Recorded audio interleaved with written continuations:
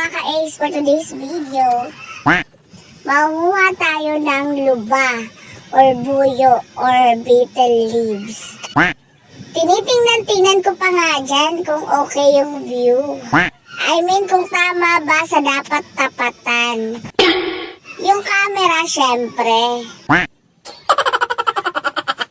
Nagtitingin-tingin nga ako dyan kung nasaan yung mga dapat kunin na dahon.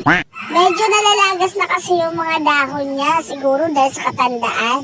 Nahihirapan nga ako dyan dahil nga alam nyo na, di naman matangkad. Kaya nga lang, kailangan talaga nating ipit ang sarili natin na maabot yan dahil nga ititinda natin yan.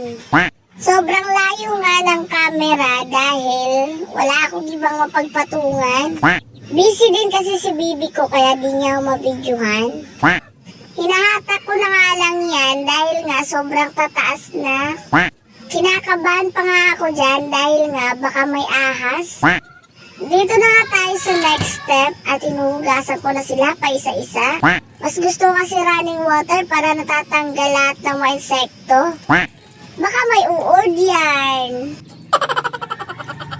At pagkatapos nga natin hugasan lahat yan, dito na tayo sa next step.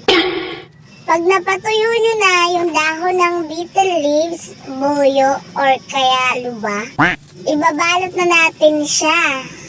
Yung dahon, baka kung anong ibalot nyo. Binutasan ko nga lang yan, mga plastic na yan gamit ang katul. Para makahinga siya at hindi masuffocate yung dahon. Para hindi agad masira. Medyo natagalan nga ako sa pagbabalot dyan. Kailangan ko muna kasi siguraduhin na hindi basa ang mga dahon. At minsan kasi malalapad yung mga dahon kaya ang hirap ipasok. Baka seryoso yan. Hindi ko na naman nga natapos itong video na to. Dahil full storage na naman ang cellphone ni bibi ko. Naku Ace, huwag kang magreklamo. Nakikihiram ka lang ng cellphone. At ayan lang po for today's video. Salamat. Kung hindi pa po kayo nakafollow, follow nyo na po ako para maging updated sa mga videos na i-upload ko.